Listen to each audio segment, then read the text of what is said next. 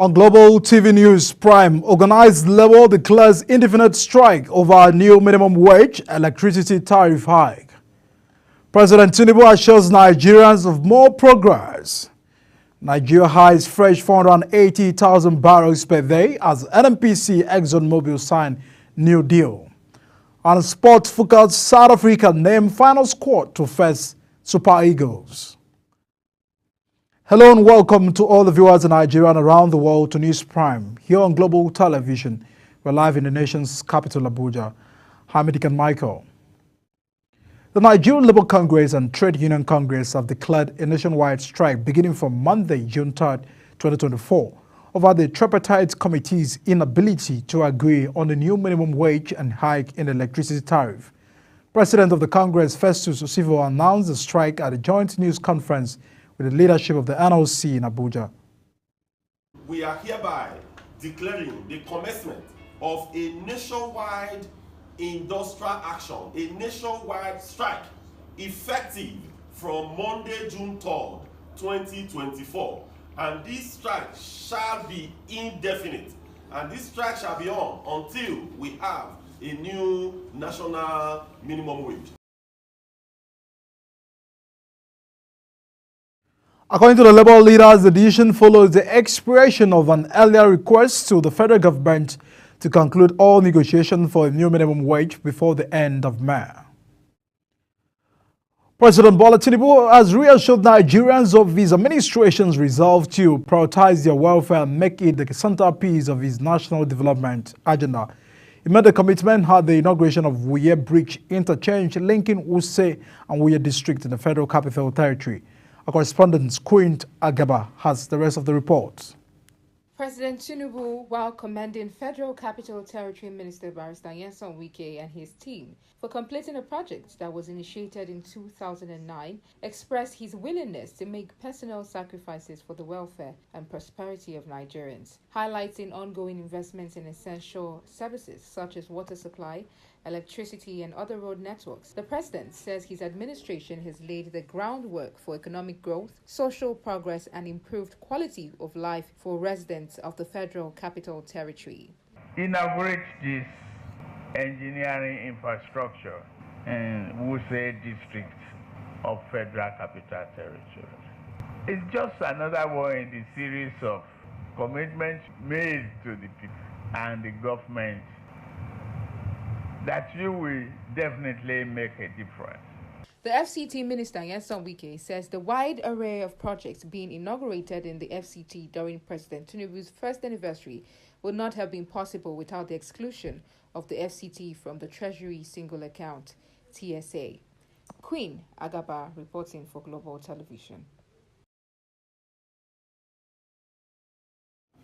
Hello, the Minister for Health, Mohammed Ali Pate, has retracted the commitment of the federal government to provide improved quality health infrastructure, equipment, and train human resources. The minister, who was represented by the Permanent Secretary of Ministry, Kacholum Daju, stated this at a one-day workshops on the pooled procurement officers across the nation held at NAF Conference Center. Samuel Odi, a correspondent, has the details. The minister said the workshop is an opportunity to further conceptualize pooled procurement initiative, share best practices, and develop innovative strategies to further enhance procurement processes. This initiative has been instrumental to strengthening our health system through targeted capacity strengthening support in the areas of quantification and procurement of health products at the national and subnational levels. Your lead technical efforts in the quantification of Safe Motherhood Initiative. Member of the Chartered Institute of Procurement and Supply, Alan Martins, said the aim is to foster collaboration with government agencies to help procure improved health equipment for the health sector in Nigeria. This gathering is united by a common goal, which is to contribute to the universal health coverage by improving availability, affordability, and access to life-saving health products for the people of Nigeria through effective procurement practices. Discussions at the workshop by participants centered on implementation strategies for pooled procurement with a case example. Samuel Odi reporting for Global Television News. Concerning peace in Plateau State has declared 11 persons wanted. The Deputy Commander of Operations, Seth Haven, stated this during a press conference in where he noted that the persons declared wanted are all males. He also said the suspects were declared wanted in connection with various attacks that left several persons dead and properties destroyed in various parts of the state. And away from that, in a bid to manage and mitigate spread of disease in Africa, the National Center for Disease Control has put together a consortium on genomic strategy to discuss readiness for disease prevention and detection. Our correspondent Queen Agaba has the details. Genomic sequencing technology is the latest technology to quickly fast-track process of disease detection and prevention. The Director General, Nigerian Center for Disease Control, Dr. Jide Idris, says the consortium is put together to address issues worldwide, particularly in Nigeria, with respect to outbreak of diseases, health security, disease prevention, detection, and response, with the help of the genomic sequencing technology. New technologies have come up. This one we're talking about now is one of the latest technologies, genomic sequencing. This one you go deep into the structure of our makeup, genetic makeup, DNA. You can discover a lot of information. We can use the science for a lot of things. One of them is how to detect this disease, how to trace the various causes, how they are transmitted, so that we can react quickly. Genomic sequencing will also allow for faster access to information, traces, causes, transmission of diseases, as it helps to mitigate the adverse effects of the outbreak. Queen Agaba, reporting for Global Television. Kano State Police Command has urged residents to ignore false information circulating on social media that Alhaji Aminu Bayero, the 15th Emir, would lead the Friday's prayer at the Central Mosque. The Commissioner of Police, Husani Gumel, says in a telephone interview on Friday that Bayero will observe his Friday prayers in the mosque within the Nasarawa Palace, where he currently resides.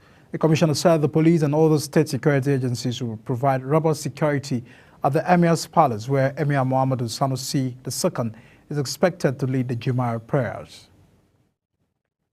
And now to health, the World Health Organization's Regional Director for Africa, Dr. Mashifu Moriti, says tobacco use among young people in the African region aged 13 to 15 years is about 7 million.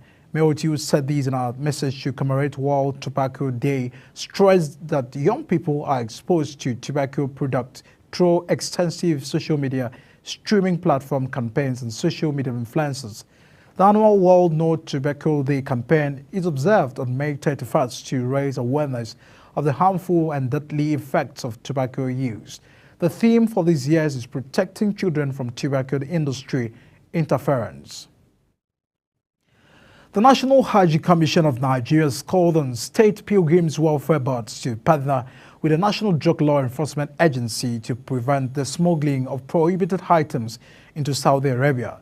The Commission's Executive Chairman, Jala Arabi, raised a concern in a statement released by the Commission's Assistant Director of Public Affairs, Fatima Usaro, in Abuja.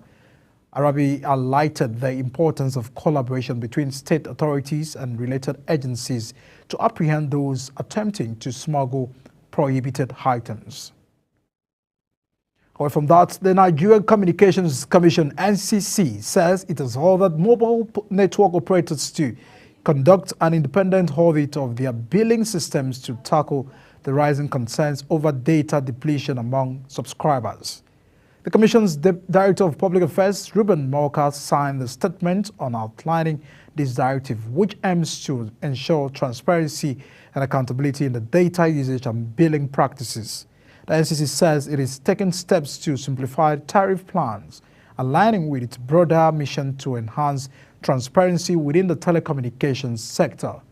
The regulator stated that this initiative seeks to offer consumers clearer and more comprehensible practicing options, empowering them to make informed decisions regarding their network preferences and service selections. The death toll in the May 15 bombing of the mosque in Garden Village, Gazoa local government area of Kano State has risen to 21. A total of 25 early morning worshippers were injured in the mosque bombing attack, while one person died on the date of the incident. 20 have died at the Mohammed Specialist Hospital, Kano, where they had been receiving treatment, leaving only 4 surviving. The chairman of Friends of the Hospital, Elijah Baturo, revealed that the latest development when he led some members of the Kano business community on a sympathy visit to the 4 remaining victims of the attack at the hospitals. You're now watching this Prime coming to you live from Nigeria's capital, Abuja, on Star Times, channel 276. Kindly follow us on all social media platform using @Global TV NG and other handles now showing the screen. When this Prime returns, Nigeria hides fresh 48,000 barrels per day as NNPC ExxonMobil sign new deal. These and other top stories coming right after this break. To stay with us.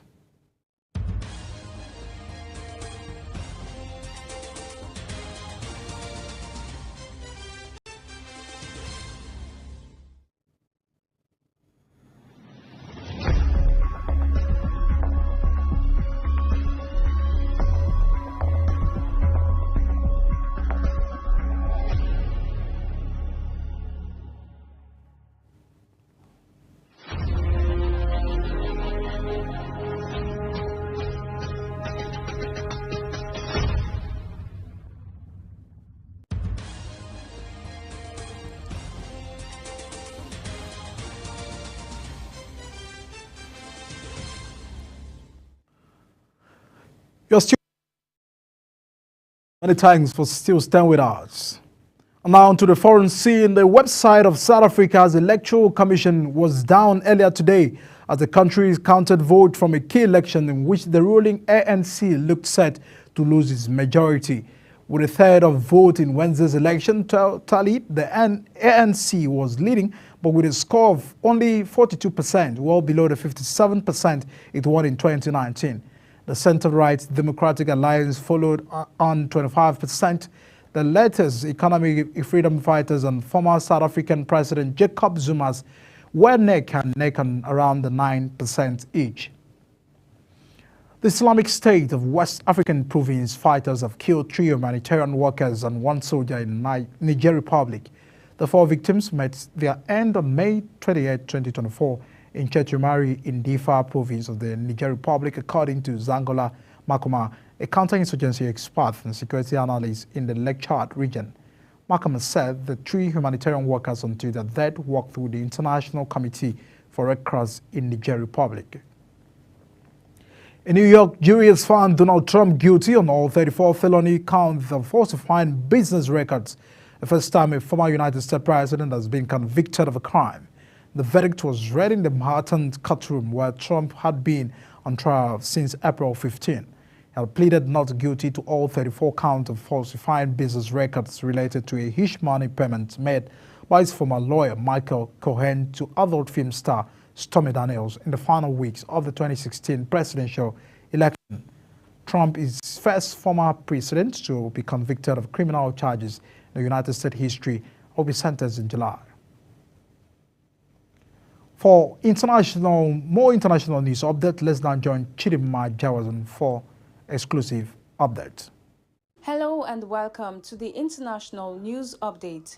Despite the predictions and the fact that the ANC's vote share so far has barely moved from 42% all day, the party is still not talking about the result. ANC national spokeswoman Malenge Bengu Motsiwe said they will speak to parties with common policy fundamentals. She added that the party will hold a press conference on Saturday afternoon with reaction to the election outcome. She also praised the strength of the democratic culture in South Africa despite South Africans being transfixed by what's happening at the National Resort Center. The world was rocked after former President Donald Trump was found guilty on 34 felony charges for falsifying business records. It was the first time a former U.S. president has faced a criminal trial, and the verdict could upend the 2024 White House race, proving a pivotal moment in the history of the United States. Donald Trump praised DailyMail.com's exclusive poll for a second time as the poll found that the guilty verdict in Manhattan only improved the former president's standing with likely voters ahead of the 2024 election. He went on to promise that his team will be appealing this calm. The four members of Swedish pop group ABBA, who triumphed at the 1974 Eurovision Song Contest with the peppy love song Waterloo, have received one of the most prestigious King Knights in Sweden at a ceremony. Agneta Folkskog, John Ulvaeus, Benny Andersson and Anne-Frid Lyngstrand were awarded the Royal Order of Vasa as Commander of the First Class for very outstanding efforts in Swedish and international music life. This was the first time in 50 years that the First Order of the Vasa was handed out. Chidima Jawasin, Global TV News. And in business news, Nigeria may add 480,000 barrels to its daily crude oil output as the Nigerian National Petroleum Company Limited and ExxonMobil took a step towards resolving the disagreement surrounding the sale of the latest asset to Seplat Energy. The company confirmed it had signed a settlement agreement with ExxonMobil companies in Nigeria over the proposed divestment of 100% interest in Mobil Producing Nigeria Unlimited to Seplat Energy's Offshore Limited. This is coming barely 24 days after President Bola Tinubu announced his intervention in the debacle between NNPCL and ExxonMobil during the sale of the asset to Seplat. I will now turn to Chunk Hanamo for updates on entertainment news. Anticipation is high among fans who are set to be treated to an exciting collaboration between Nigerian superstars Omah Lay and Fireboy, who are partnering with hit-making producer Lika Beats for a new single. Fireboy had fans on the edge of their seats when he shared a post saying it's pretty messed up, in which he tagged Omah Lay on his X account. The post appeared to be an announcement of a possible collaboration, and Omah Lay thickened the plot with his reply in a post that carried the melancholy and introspection that defines his music. The collaboration will later be confirmed by Lika Beat, who announced that he will be collaborating with Fireboy and Omah Lay for a new song. The upcoming collaboration makes it the first time Fireboy and Omah Lay will be on a song together, and this prospect has predictably sparked excitement among fans. Since breaking into the mainstream, Fireboy and Omah Lay have enjoyed commercial success aside from being hitmakers with critical acclaim albums. Fireboy and Omah Lay are both past winners of the Headies Next Rated prize in what was an endorsement of their ability to define the future of Nigerian music mainstream. Fireboy recently released his first single of 2024 called Everyday, while also appearing on the remix of Ayo Mav's Dealer and ID Kabas's reimagination of Star Plus classic Olufumi. While Omah Lay is yet to release a song in 2024, he was recently featured by the label on the song My Dealer. While there is no release date yet for their collaboration, listeners will be eager to hear how two of the new generation's biggest stars fared next to each other.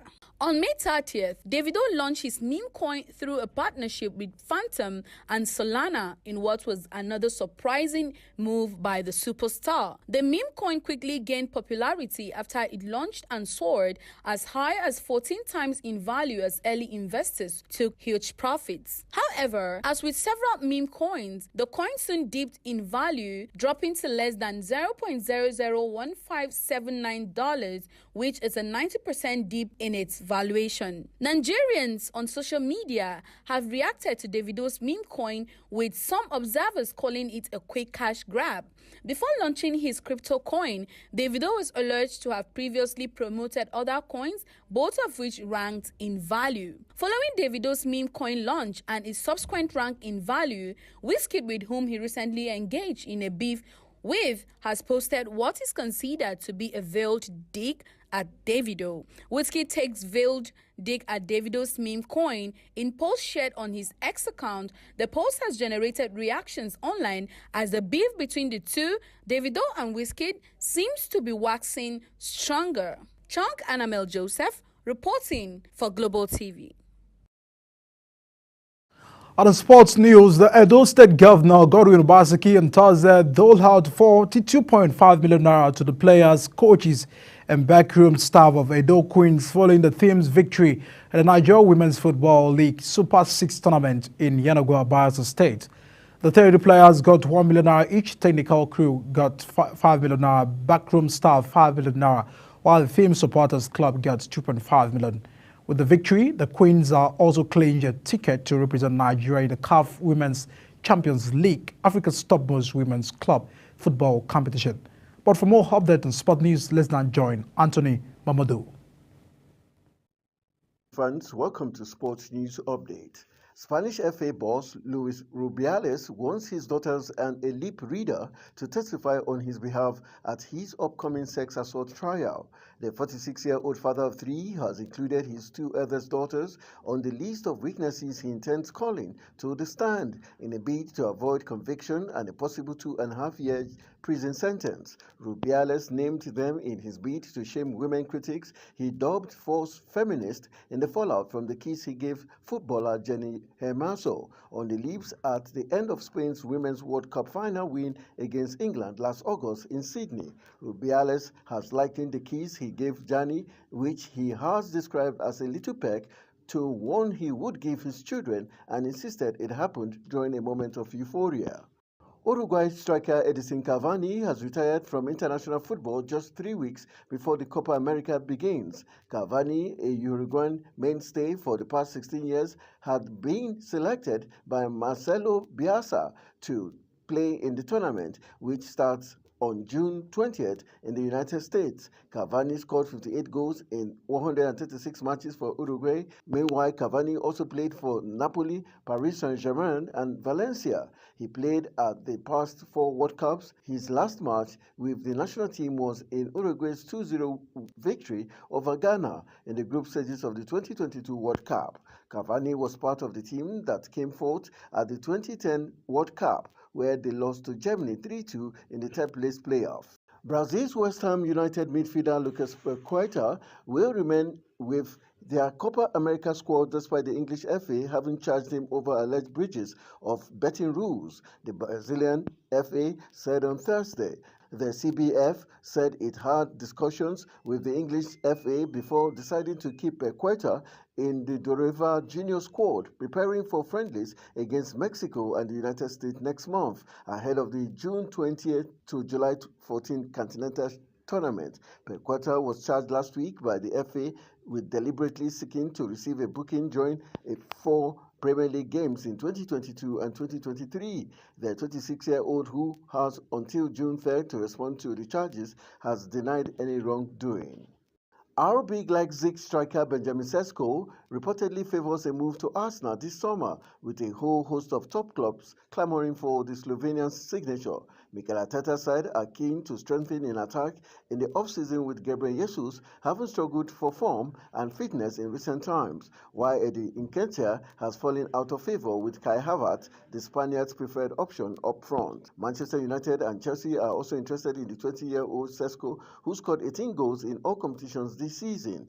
However, the Mirror reports that the Gunners are now in pole position, with the Slovenian preferring a move to the Emirates over their rivals. Barcelona are facing difficulties in officially registering new coach Hansi Flick due to continued financial problems at the club. According to reports, the former Bayern Munich and German national team head coach was appointed as the new backup boss on Wednesday after the club decided to sack former dugout chief Xavi in a bizarre turn of events. Xavi had previously announced his intentions to leave his post in January before U-turning on his original decision at the club's desperate request, but was then sacked following a disagreement. Board members then moved quick to bring Flick to the new camp, and the former Champions League winning coach signed a 2-year contract, but he still hasn't been registered with the La Liga, as reported by Marca. And that's how we call it a wrap on the Sports News Update. I am Anthony Momodu. Our more to Sports South Africa coach Hugo Broos has named his final 23-man squad that will face the Super Eagles in the June 7th World Cup qualifier in Uyo Township Stadium. The same selection will be used for the other qualifier at the home against Zimbabwe Foster in his final 23-man squad for next month's huge 2026 World Cup qualifiers against Nigeria away and Zimbabwe at home. According to South African media, the Belgian coach continued to overlook in form Orlando Pirates striker and the GABA deciding to stick to the strikers he's worked with. As we wrap up Global TV News Prime, let's take a look at the top stories. Organized labor has declared indefinite strike over new minimum wage and electricity tariff hike. President Tinubu has given assurances to Nigerians of his administration's commitment towards repositioning the country for more progress. And in sport, we told you South Africa have named final squad to face Eagles. And that's the package on News Prime, coming to you live from Nigeria's capital, Abuja, on Star Times channel 276. Kindly follow us on all social media platforms using @Global TV NG and all the handles displayed on your screen. Many thanks for watching tonight. I'm Edikan Michael.